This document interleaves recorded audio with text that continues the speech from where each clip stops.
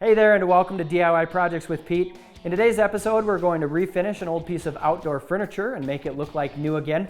Now, this is an old firewood rack that I originally built about 4 or 5 years ago, and the paint had just faded, so it needed a new coat.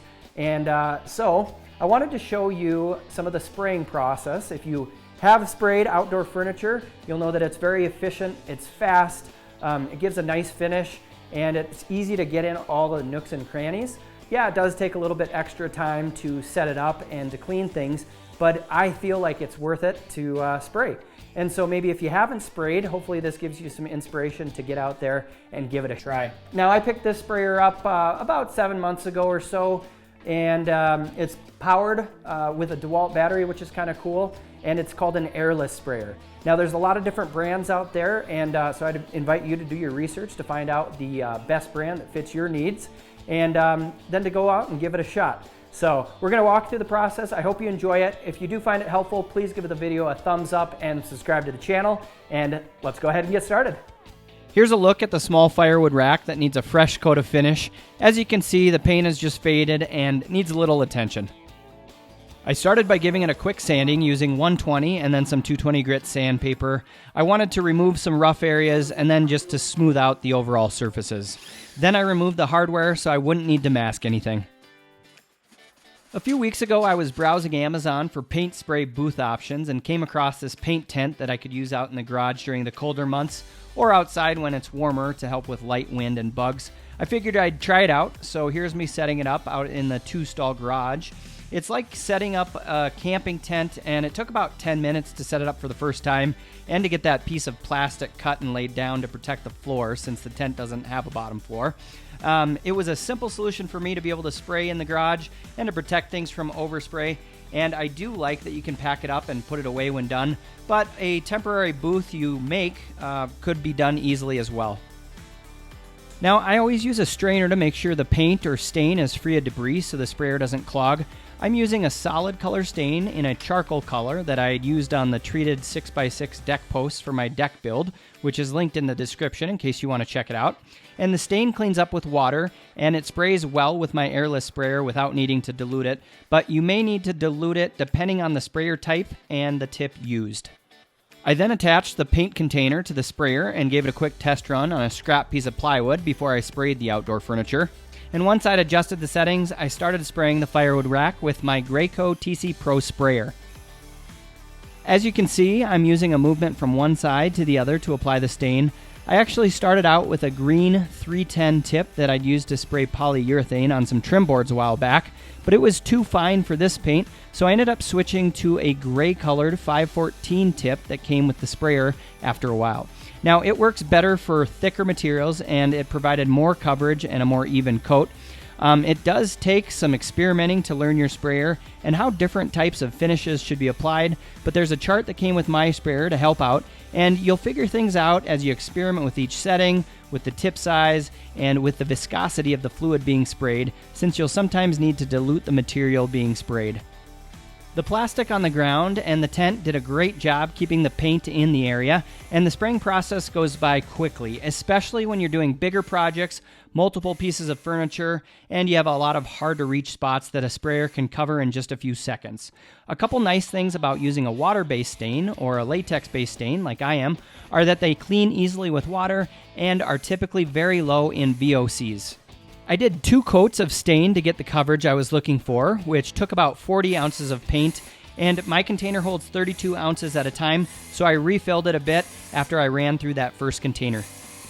Now, I'm not an expert sprayer by any means, but outdoor furniture is pretty easy to spray, and it's a great way to learn and to improve your skills before trying to use the sprayer on things like cabinets, doors, or fine furniture. My goal with this video is to basically give an overview of some of the processes involved in spraying outdoor furniture and to go over a few of its advantages and disadvantages. After completing the spraying process, I emptied remaining paint back into the original can and then added water to the container to give the sprayer a rinse.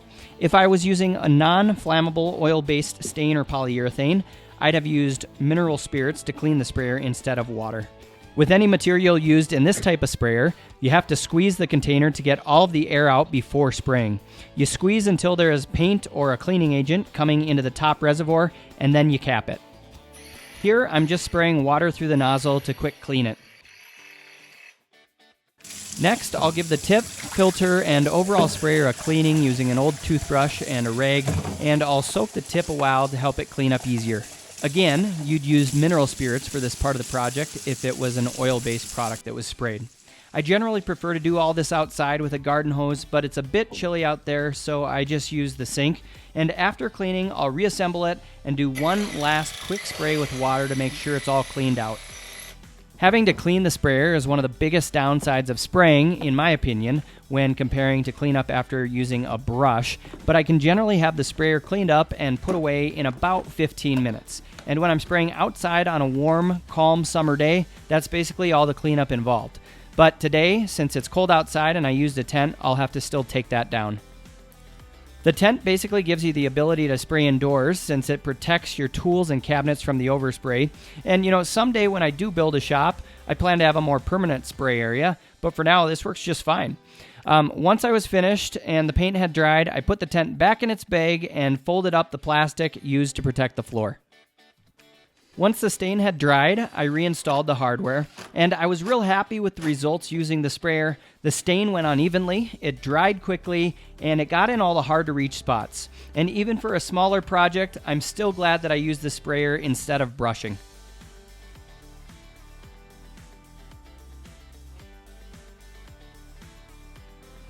I've used this airless sprayer for quite a few other outdoor furniture projects as well. I built this double chair about 6 years ago, which I'll link to in the description below, and I had originally brushed on a spar urethane.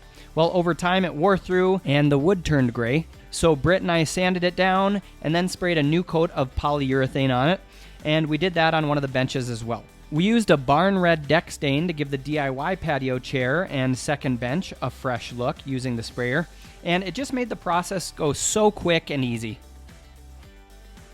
If you plan to stain a big fence or have bigger projects to do, I'd recommend using a larger airless sprayer that will pull paint from either a 1 gallon or a 5 gallon bucket. If you used the small cordless sprayer, you'd be refilling at every section and it would take a real long time. Now, I bought this sprayer a few summers ago for about $350, and it was definitely worth it to stain the fence at the property I was renting out. I sprayed it, backbrushed each panel, and did this entire side in a little more than an hour. I couldn't believe how efficient a bigger machine can be. And if you want to spray professional finishes on interior furniture and to spray lacquers and other flammable finishes, an HVLP sprayer might be something to look into. This sprayer works really well for spraying interior furniture, doors, trim, and other projects that need a very professional look.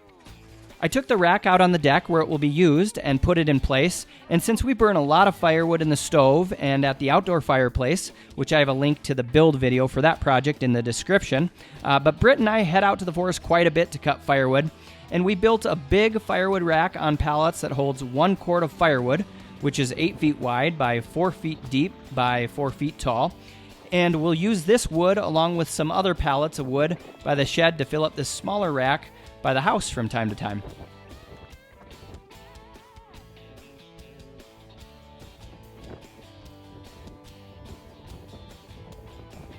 All right, thanks so much for tuning in. I hope you enjoyed the video and found it helpful. And I hope it inspires you to get out there and try spraying if you haven't yet. And if you have any tips or tricks that you'd like to share with fellow DIYers and myself, I'd love to hear. So please comment below.